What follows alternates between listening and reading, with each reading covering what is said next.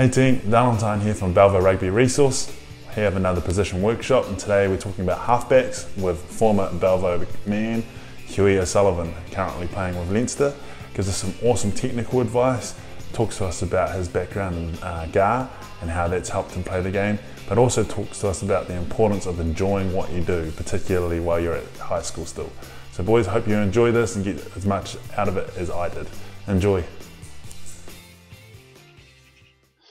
Very good. All right. So back with another instalment of position-specific workshops, and yeah, it's an honour and a pleasure to have one of the kings himself, Hughie O'Sullivan, on to talk to the halfback. So welcome, Hugh.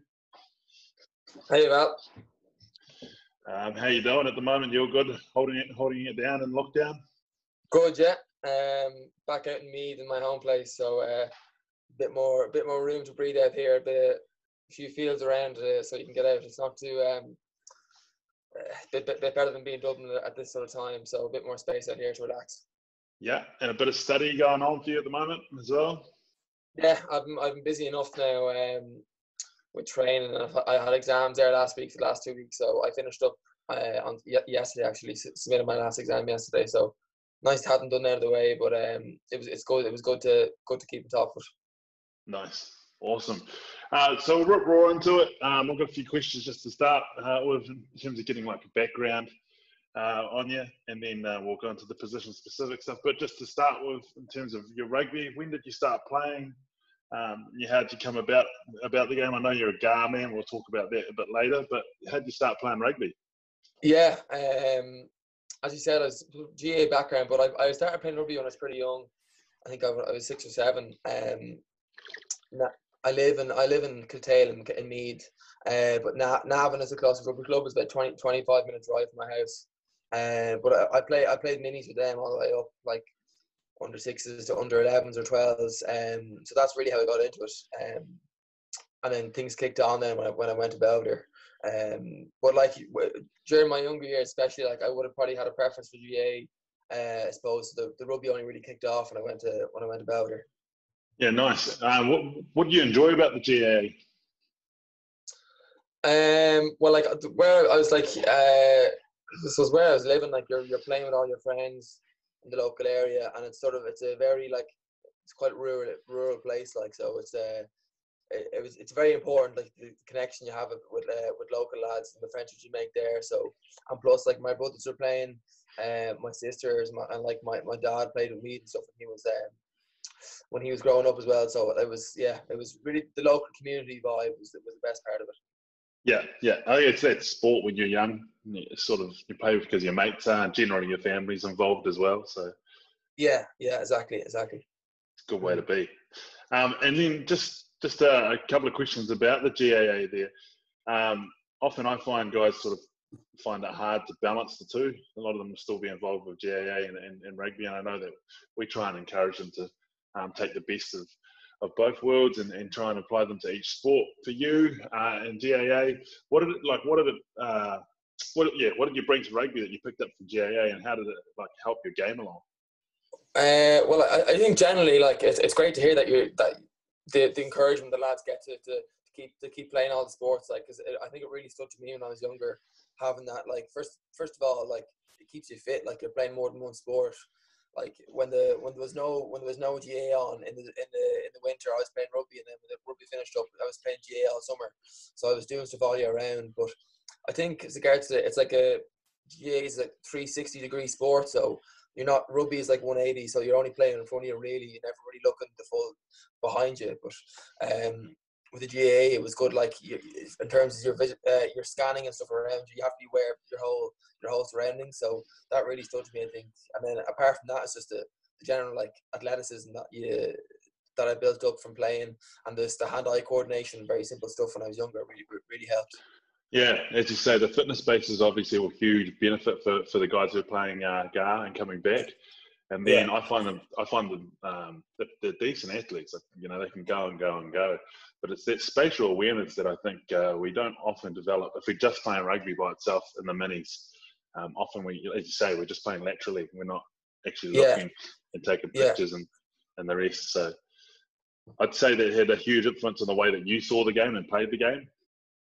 Yeah, it's I suppose it's not really something you're aware of when you're doing it. So, but it just sort of comes naturally from playing the GA. So it's not as if I was putting these connections together in my head. It was just a more natural side of things. Like, but even when I played in Belvedere, like there's loads of guys who I played with who were playing really high level GA as well. And you could see like they hadn't even played that much rugby, but they just picked it up very, very quickly and very naturally. So the crossover is massive. Nice, it's brilliant.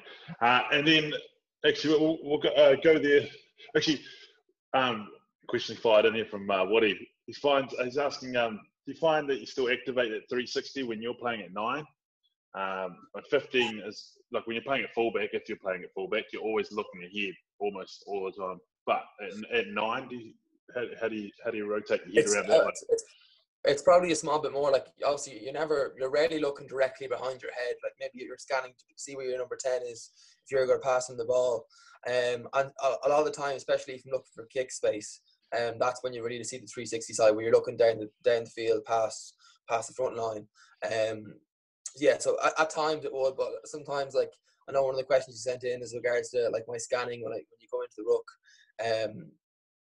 Like in the calling system, if the 10 wants the ball and he's called for the ball, like I especially with Leinster, like it's a lot of it's about speed of ball. So like all I'm doing is trying to get to the ruck and get the ball away to the 10 as quick as I can. I'm not really doing that much scanning in that instance.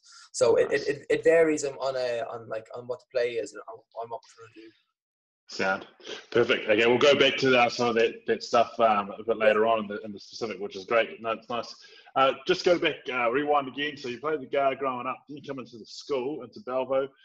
Tell us about your time at Belvedere. Like, what did you enjoy about it, and then probably some of the values and the lessons that you took from Belvo. Yeah, it's a weird one, like because I suppose I only really fell in love with rugby properly when I went to Belvo and started playing it there. Like I enjoyed it in Navan, but it wasn't really the same. I suppose when you're playing it with guys who you're in class with all day, it's something really, really special. And I suppose when I went into Belvedere as well, like no one from my primary school was going there, so I was probably I was going in there. I was probably a bit afraid, I suppose, in first year and stuff. So, but it's the way they run into the program there. Like rugby's a big part of like getting to know people and stuff. So, I might have been a bit shy, I suppose, at first, but like I sort of one place I felt comfortable was playing rugby like out in Cabra with elements. So that was that certainly helped to like. It made the like just getting used to the whole school and all the new people I was meeting with a lot easier. And then like things went from strength to strength throughout the year. Like throughout 6 years I was there. Obviously we had great success and stuff, but like I lost a lot of games, learned a lot of lessons in like 3 finals before we actually won a Skills Cup. I suppose from the lessons I've learned, I think one of the big things is and this around the Jesuit stuff as well. It's the idea of reflection. Like I know they're big on that. In Belvedere, like and just looking back on experiences, and that I suppose is definitely what helped me just be more reflective generally instead of just getting through things, and to look back in the season or like where can we, myself as a player, where can I get better, or where can the team get better. Like as I said there, like I lost 2 junior cup finals, and then I lost a final in 4th year, and then before I actually won a senior cup final. So I think that I'm almost glad it happened that way, to be honest, because the lessons I took from those first 3 years of skills rugby were massive, and definitely I think were the main reasons why we were able to be successful in 5th and 6th year. Yeah, nice. And that's the important thing, is that you don't always get it going your way. And it's what we can glean from that to take on, and then the next time we get a chance, we make some improvements and we hopefully do a little bit better. Yeah. Which is class. Just talking about your play as a player. So obviously we've heard the legends, the legend tales of Hughie O'Sullivan, who played all positions. I think you could have played in the second row, mate. But maybe. But just talking about your own skill set, and I know this is often an awkward one. I ask the lads to do it, but if I'm looking through a LinkedIn profile, I've come across Hughie O'Sullivan, professional rugby player, what's your blurb going to say? What's it going to say about how you play rugby? What are you aiming for? I'd certainly like to think that a team player would be a big thing there. That I'm trying, like, whatever team I'm playing with, it's not about me. It's not about, I'm not trying to impose my game on the team as much. It's more about fitting into the team structure. That's massive. And I think supposed to be it does the basics very well. I know that's a very, very boring thing to say, but like, especially, like, I think I found in the last few years at Leinster, like, just being able to do the basics of my game extremely well. It's like that's what gets you places. It's not really the flashy stuff that gets you, that keeps you consistent long term. It's the basics of the game and consistently making sure that I'm good at those. So yeah, does the fundamentals well. Stuff like simple stuff. Nice, great answer. I'd hire you. Fundamentals, team player, bang on. And then just in terms of your own training at the moment, what's it look like? I know you've got a few days of program left in there, and how are you keeping motivated during this time of lockdown? Yeah, the first few weeks I found quite easy, to be honest, like, because the change in environment, but it was almost like a new scenario in itself, so that provided a new stimulus, so that was good. But yeah, like Leinster, we're actually on a break for this week and next week, but we have sort of maintenance runs to do and stuff, and we maintenance gym. But they keep good track of us. Like, I have a GPS here, so I send in the sessions and all that. So it's not like we're training wise or load wise, like we're not far off to what we actually would be doing and usually. But the thing you miss out on obviously is the team rugby sessions. Yeah, but I find things in terms of the motivation. It's very important for guys at home, who are planning stuff, or trying to get into training and stuff. You have to plan. I think I wouldn't quite go to the NIA, but like I sit down every Sunday night and like plan my training out for the whole week, just so I have a really clear idea of what I want to do. And like, obviously that's based around, like, I fit my Leinster stuff into that. But the Leinster program provides basis for that, but definitely planning it, whatever, like Sunday night is a really good time to do it. And then apart from that, finding like novel things to do, I think, is really important, because if you're doing the same stuff every day, like it quickly becomes very, very boring. So finding, like, whether it be like a new workouts or new drills you're doing, like I found, like, coming home and training with my brother here who plays, like, usually I'd be used to doing a lot of rugby conditioning, and I did some of the Gaelic conditioning with him, which is something new, and like it just makes it easier to get up and go training, like. So yeah, that's massive, I think. It's almost like a variety thing. Sort of hinting at, and it kind of keeps it fresh and exciting as well. Yeah, 100%. Yeah. Nice. Just outside of rugby, mate, what interests do you have? And you said before you're studying. What are you studying? I'm studying. The exams. I was politics and economics this year, but I've got to do full economics next year. So yeah. It's like academics. Like, obviously, I'm sure all the lads know about the teachers in the Belvo. Are probably keeping on to them about their academics, even with all the rugby going on. So yeah, and even when I went into Leinster, like, the union are very, very supportive, and they want guys to keep their education up. So yeah, that between that and training keeps them busy. So nice. Have you got anything else that you like doing on the side? Much of a gamer, are you, or you a coffee drinker? No, I'm afraid I'm not that stereotypical rugby. I wouldn't be massive into the. I like a cup of coffee, but I wouldn't be massively into it now. But sure, apart from, like, outside of the rugby and the college, like, keeping my relationships going with my family, meeting up with friends, I have a girlfriend as well. Like, all those things are very, very important. Like, to invest time in those relationships. So that takes up all my time, to be honest. Yeah, no, that's fair. And as you say, those relationships are pretty important to invest in, because you'll get sheer fear of return back. Nice. We'll rip into some of this rugby-specific stuff now. We'll just start off by just talking about core roles as a halfback. What do you see as the core roles of a halfback? Kicking and passing. That's, like, it's pretty.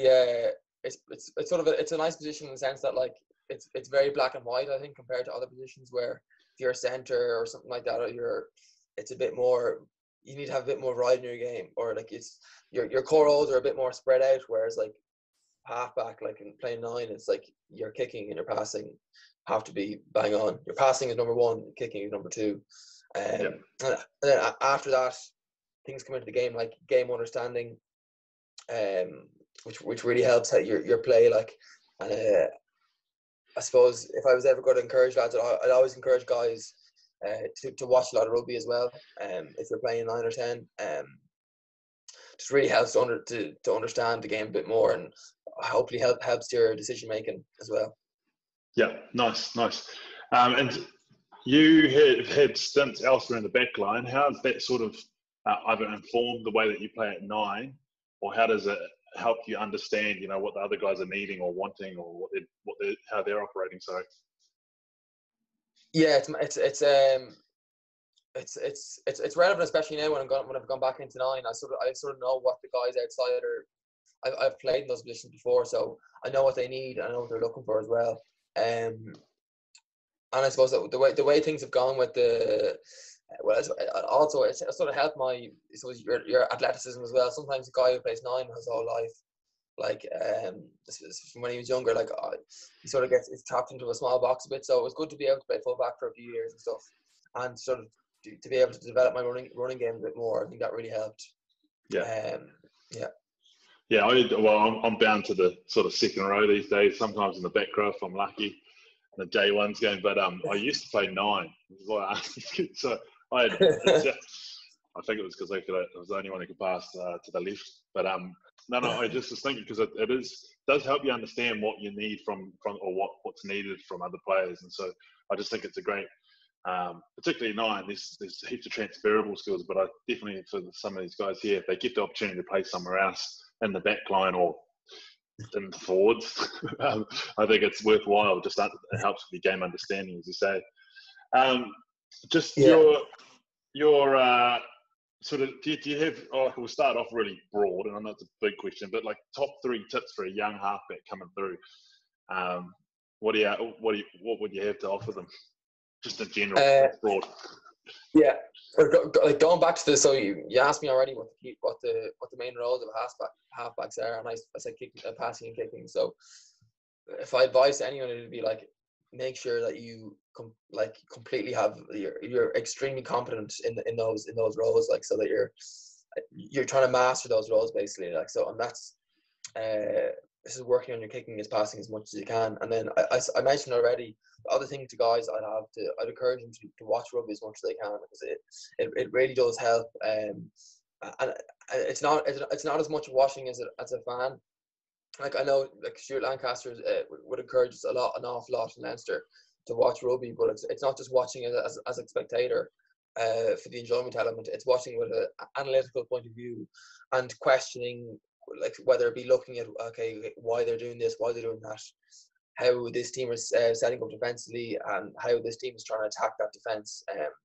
So it is different, certainly, from watching it just from a pure enjoyment point of view, like, and it does take a small bit of a mindset change, but like, that's the part of the game that I really enjoy, like, and it helped me massively sort of in my understanding of the game, and then in my decision making on the pitch.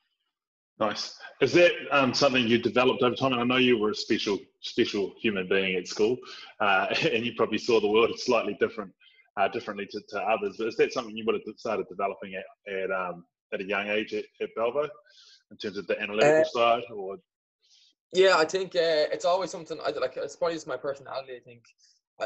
Like, I know, like, we do sort of the personality profiling and stuff in Leinster, and like, I'm just quite detail or orientated as a person, and like, some guys are different, and like, not everyone in the team is going to be like that, and it's important that they're not like that. But I think I just had it from when I was younger.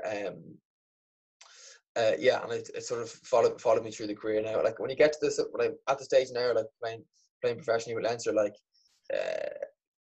everyone like puts that level of work in from the video work, from the detail point of view.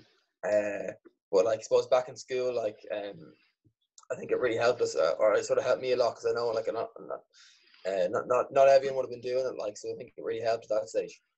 Yeah, because I remember having a mental switch. I would have been about 16, and I'd be the opposite to you. kind of like I wouldn't be as detail orientated, but I remember just going, actually, if I'm going to get better, I should just watch my position or whatever when you're watching a game. And you end up like, I couldn't tell you who won the game because I was too busy watching that one. Yeah. So I think as well, like it's one of the reasons why I preferred the rugby over the GA as well, because the structure of the play the rugby has, like I really enjoyed looking at play.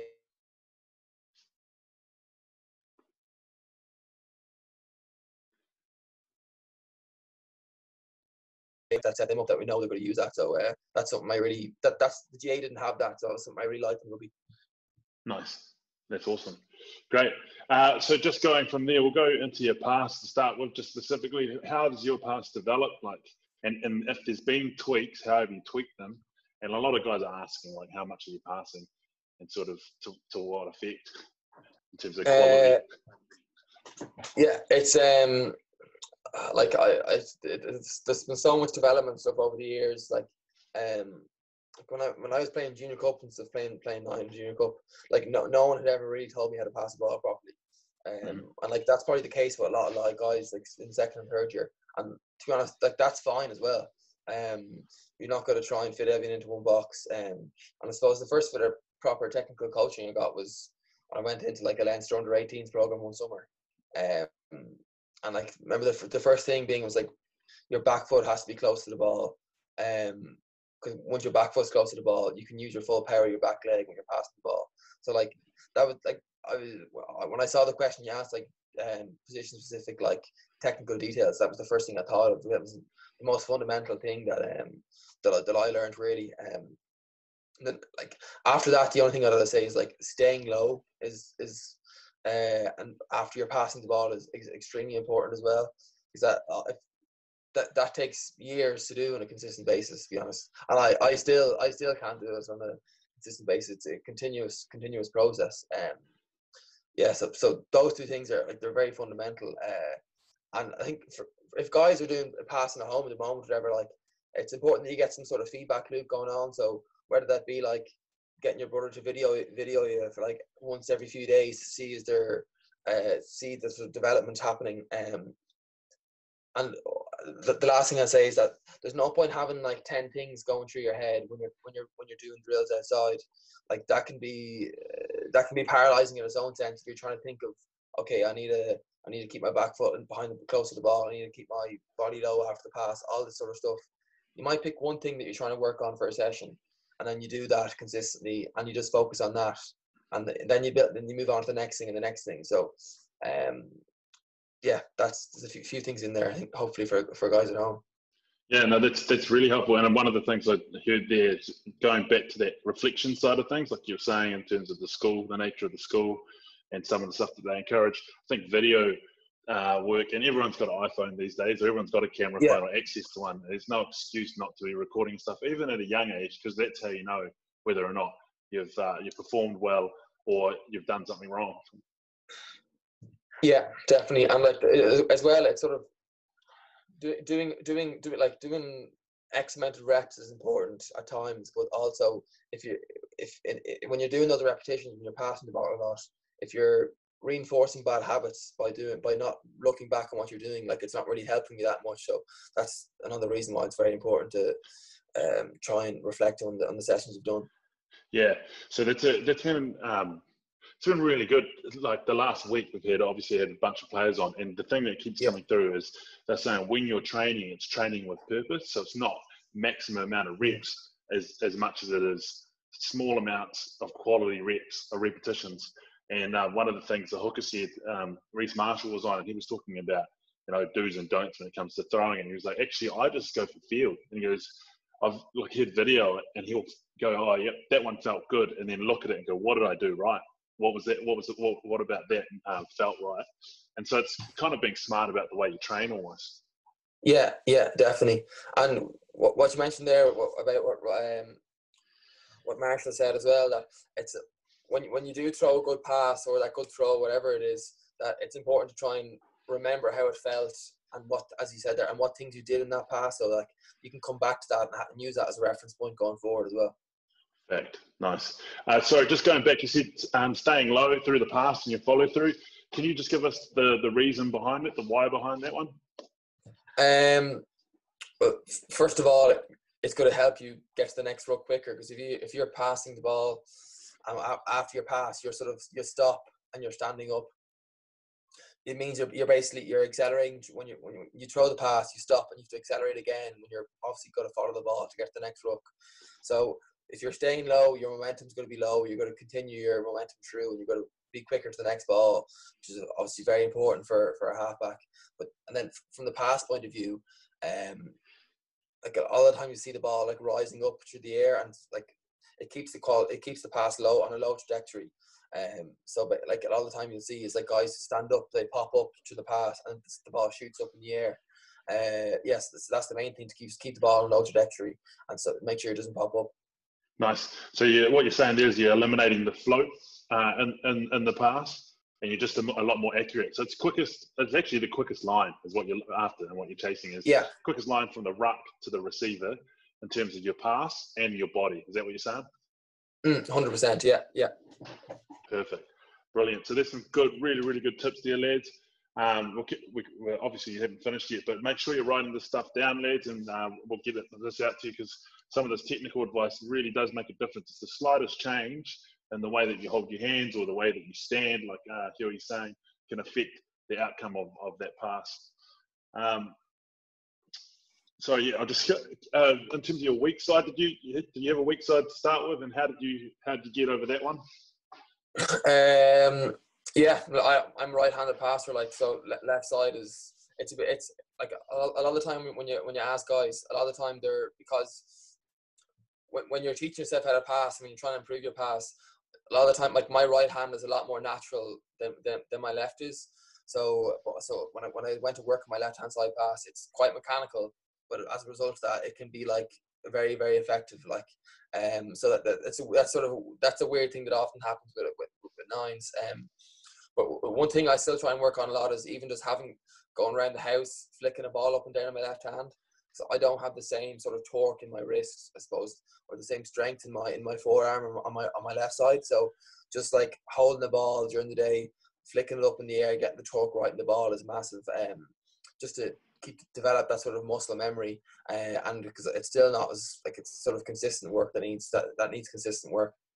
Yeah, nice. I'm the same. I would have gone right hand dominant, would have been weak on the left side, but I trained it so hard and so efficiently that became my stronger pass. What actually happened is my right hand had all the bad habits, left hand had all the good ones. I had to go back and retrain all the bad, untrain all the bad habits on my right hand. So we're learning it well, and this is the thing. Like, I've done a bunch of passing with second years and stuff, and it can be a little tedious. And obviously, you still want them to enjoy it, and you don't want to be sitting there just drill sergeant with the passing. But learning it well to start with will hold you in good stead as you progress, particularly in the halfback game. Yeah, and I suppose the one thing I'd say as well, that like the pass off both sides is not going to be the same. Like, so, when I pass off the right side off the deck, it probably looks different, and it certainly feels different when I pass off my left side. So it's important not to try and force that, and try and make my left side like my right side, because that's the strong side. So it's just important to find your natural flow on both sides, and not try and force things too much. Yeah, nice. Because that's again like another thing that we're talking about with our players in the workshops is around self-awareness, and that's essentially what we're doing is we're trying to grow our self-awareness, whether it's on the field or off the field, but particularly around your skill set.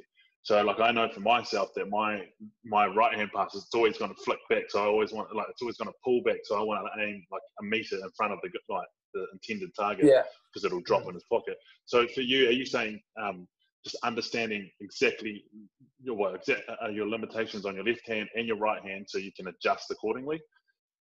Yeah, I suppose it's not as much my limitations as that. Like, when I throw a good pass on my right side, it feels different, like, and the outcome is sort of I know it from just when you mentioned that sort of the feel of the throw and the hooker throw, it's the same thing as the feel of the pass off the deck, and like I sort of know it, that if I get that feel, that it's a reinforcing cue, is like, okay, that's going to be a good pass, and I don't really have to look at where the ball goes. I just know that's going to go there, and they're different on my left and right side, so it's just not trying to force them to be the same, and just to just to be comfortable that like once the outcome is there, once the ball's getting into the 10's hands as quick as possible, that's the main thing.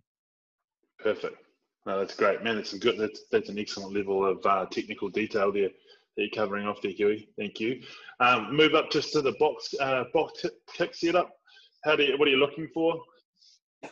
Yeah, I suppose again, going back to junior cup, like I was box kicking for in second and third year, and no one had ever told me how to box kick a ball. And I was literally just like kicking the belly of the ball, and the ball would go like the height and all. The height to be grand, but the ball would be spinning everywhere in the air. Yeah, so from the basic point of view, I know it's hard to your blockers is the first thing, because no one's going to be able to kick the ball if they're going to get charged down. One thing that I sort of found, especially because I come from the GA, was my ball drop would have been quite high. So when I'd be set up with the ball and I'd lift the ball up, I'd be holding the ball up around my chest area. So then when I went to kick that, my foot wasn't making contact with the ball until like it was almost like a lot of the power was gone. So like one of the things I had to change a lot and sort of work on a lot was keeping the ball drop low, like around your belly button. So that's probably a good cue for guys at home if they're even just they don't even have to kick the ball. If some guys are in the garden at home and they don't have the space to kick the ball, it's like being set up in the boxing position, bringing the ball up and just making sure that you're dropping it at your belly button area and that you're not bringing it up to your chest or up to underneath your chin, because then it's keeping the ball drop low. And even doing that drill on its own, you don't even have to kick the ball is a good thing for guys to do at home. Yeah, nice.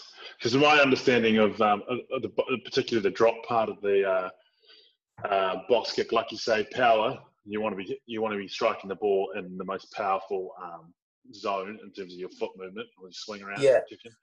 And then also you're wanting that consistent drop, so it's like you don't want it free falling. It's like from up high. You want to be able to kick it out of the hand almost. Yeah, definitely. So like you'll have your two balls on the hand to start, but as the ball comes up, it'll move to one hand. You'll have the drop on your right or left hand depending on what side you're kicking on. Nice. But that low ball drop as well, it means obviously again that the ball's not falling a huge distance to your foot as well. So there's less variation for the ball to move in the air. Nice. Oh, very good. We might at a later date might get some more stuff off you for a few YouTube videos or some tutorials, just for some visual aids. Be class. Just going back to your scanning stuff that we were talking about before. I know you were sort of going, actually, my job in the Leinster setup particularly is like, mate, I've got to get there, service the 10. Whereas in a high school setup, and particularly when you're developing, often the 9 and the 10 are there's like that dual role. So the 9's helping the 10 out in the organisation and the comm side of things. If you can cast yourself back to playing at senior cup level and at junior cup, in terms of scanning, can you remember ever being conscious of scanning or what you were looking for when you were running to a ruck or in between like general phase plays? I suppose the main thing I remember really is like especially and it's still the case now, even if we're playing off 9 in Leinster, that, or if you had like a pot of forwards coming around the corner, as you're approaching the ruck to pick up the ball, like if you're like, especially in school, I would have done a lot of scooting around the ruck, that you're as you're approaching the ruck, you're seeing, so if you're playing the same way, that like your first thing you're checking is, are the defense set up? So like that, obviously that's going to depend on the speed of the ball, but you're seeing sort of what defenders are there. Are they set there quickly, or are they getting into place late? And then you're sort of having a look at the distance that they're set up. So if there's one guy who's close to the ruck and the next guy is quite far away, like there might be a potential there to scoot and get into a hole there. So there's just the opposite of that is going, not looking at all, running to the ruck as quick as you can, picking the ball up, and then when you have the ball in your hands, and then you're trying to make a decision and pass the ball at the same time.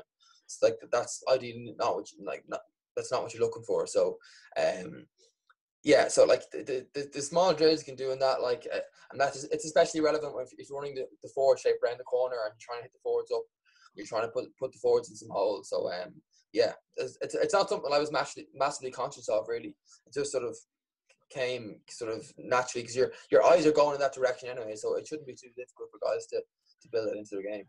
Yeah, I can imagine. Yeah, I'd imagine for you there would have been a few things that you would have done naturally that you didn't even occur to you that you were doing. I think I've watched a couple of your cup games, and your, as they say, to use Stu Lancaster's language around taking a picture, or Lampard's taking a picture. Like you could see even in like fourth and fifth year, you're looking constantly.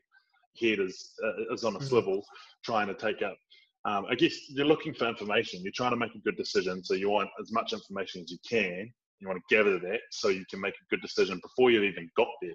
Is what you're saying. Yeah. It's like you get to the ruck, you already know where the space is and what you need to do to that defender to utilise it.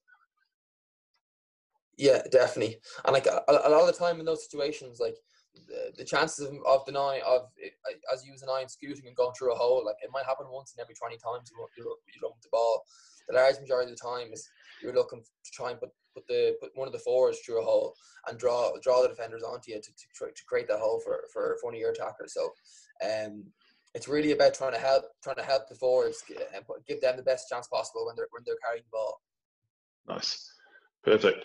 And would you give us a ratio between training, like passing off the deck and passing from maybe a height or whatever, like maybe loose ball, not quality ball? Is there a ratio, or would you generally just pass off the deck as much as you can, and then when, like at the end, tack on some passing from hip height? Yeah. Like there's a lot of crossovers there, so a lot of the same principles apply. Yep. So, I definitely wouldn't pass as much off a line ball, let's say, than I would off the deck, because the in terms of how many passes you throw off the top in a game versus off the deck is a massive difference there. So, but as like I think we mentioned earlier on, the variation of the training. So it's important just to it's important to have the base of the simple pass off the deck when the ball is nice and there, and just the basic fundamentals of the pass. But then like there's so many drills out there, like this is on YouTube or wherever it is, a variation on small little drills you can do to change up the approach to the ruck and the different type of pass and all that. So perfect, brilliant. I've got just three questions left here. Just they've come in from some of the lads. I'll pick some of them out that we haven't covered. One of them is an interesting one. I think it was a great question. So sometimes you get a finger injury or a hand injury, you've got to strap your hand or tape. Is there anything, or what would you do in terms of not adjusting your pass, but making sure that you're confident when you're going into the game? Because often you're just strapped half an hour before it. What do you like? How do you work around that? Yeah, like luckily enough, I've never really had any massive hand injuries that have kept me in for a long period. Like if guys like I strap my wrist for games, I don't know, does that help guys at all? But like that's more of a mental thing, I think, more than anything else. I'm not sure. I don't really think it's affecting your pass that much. Then like around injuries, I'm not really sure. I couldn't, like if your finger sprained or something like that, you can obviously strap it to the next one to sort of make it as one finger sort of thing. That might help. Yeah. But does that affect the way you pass though? I think it's sort of saying, like if you're bracing them against each other, obviously the rollout of the fingertips isn't as sensitive. It might have a small effect. Like I think the main fingers when you're passing the ball, obviously it's important to try and keep your, like one of the tips that I'd often coach would taught me a lot is trying to keep as much as fingers in the ball for as long time as possible when you're passing the ball. So when you're releasing that, you don't have just have two fingers in the ball, and your thumb. So if I'm passing on my right hand side, my middle finger on my right hand side, and my thumb on my left hand, they're the most important. The fingers really, because that's where you get the torque in the ball from. So like obviously it can compromise your pass a small bit, but even if you have an injury or something like that, just trying to keep your contact with all your fingers on the ball for as long as possible, that should help. Nice, that's great. And then the last two are kind of similar, actually.